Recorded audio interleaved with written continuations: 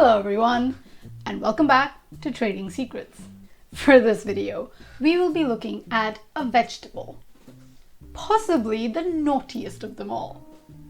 Join me, won't you, to talk about the brinjal. I know what you're thinking. Supriya, you've accidentally used the Marathi or the Hindi word for... And no, I haven't actually. Growing up in India, if I wasn't saying B for ball, I was saying B for brinjal. So as far as I was concerned, was called brinjal in English. But ask a British person that, and they wouldn't recognize it as such, because they call it aubergine. And then talk to an American or an Australian, and they're more likely to say, do you mean to say eggplant? And this is just the tip of the brinjal. Look more into it, and this vegetable has several other names which equally don't make sense. And yes, I know it is technically a berry, but you know what? Just let that go. The earliest wild variety of the brinjal was found in Africa. The brinjal is a nightshade, and it's therefore poisonous and cannot be eaten just as is. This wild variety gradually made its journey through the Middle East, heading to India, Southeast Asia, and parts of China. On its way to India, it was consumed by people of the Harappan civilization. Starch grain analysis of the dental calculus recovered from the site of Fermana, dated to around 2000 BCE, revealed that they made this proto-curry using brinjal, ginger, and turmeric. But this may not have been the domesticated variety. This wild nightshade may have been domesticated for the first time in either India or China. Some sources that I found credit the Munda tribe of eastern India as the first people to domesticate it. Their name for this vegetable was probably vrintaka, which was later adopted into Sanskrit as vrintakam or vatinga.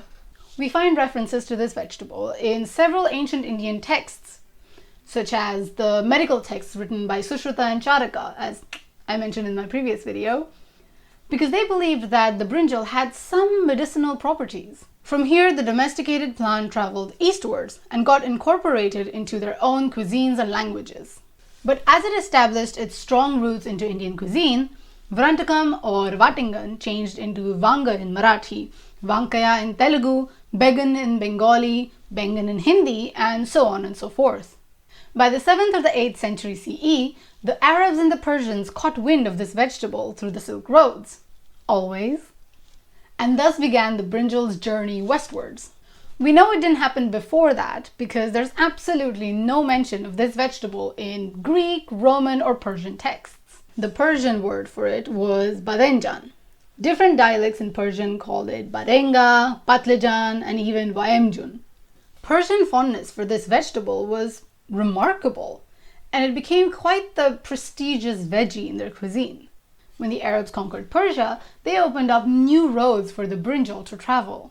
And that's how we ended up with the mouth-wateringly delicious baba ganoush, made using what they now called al-badenjan. The brinjal became quite an integral part of Middle Eastern cuisine, so much so that during the Spanish Inquisition, they deemed the brinjal as an Arabic/Jewish food and prohibited it for a while. The Arabs brought it to Spain, to be called berenjena, and berinjela in Portugal. But in Catalonia, they stuck with the al prefix and called it alberginia.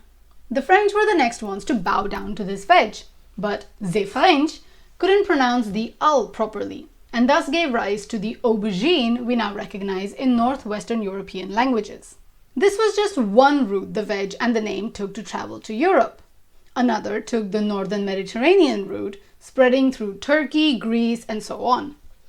A shifting of consonants, also known as metathesis, resulted in the Greeks calling it melizzana, and then got Latinized as melongena, and now in Italian it's called melanzana. Because why not?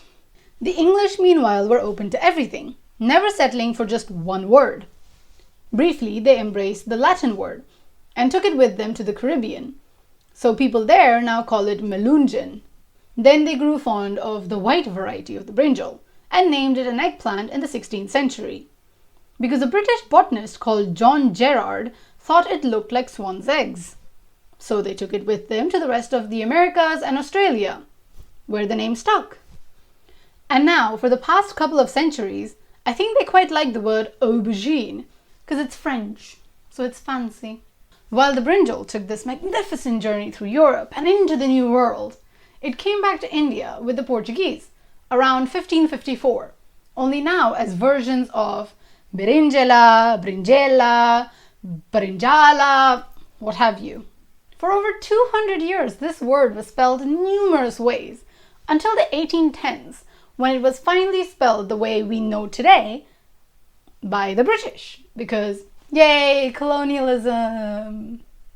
In 1886, it entered the Hobson-Johnson's Glossary of Anglo-Indian Colloquial Words and Phrases, and thus came into common usage. Ta-da! And now we have the brinjal. So a word that originated in India, basically went on an exchange program for over 1,000 years, and returned with the inability to pronounce its own name, like every NRI kid. There are, of course, other instances in English where the same vegetable will have multiple words. For example, former British colonies call this a capsicum, while the UK and the US call it a bell pepper. And you say cilantro, we say coriander. Let's just call the whole thing off. And now, the brinjal has taken over the world of texting. Or should I say sexting? Although I don't think that has anything to do with trade. At least not this kind of trade. If you enjoyed this video, do let me know in the comments below. And as usual, don't forget to like, subscribe, and share it with your friends. I'll see you again soon. Bye-bye!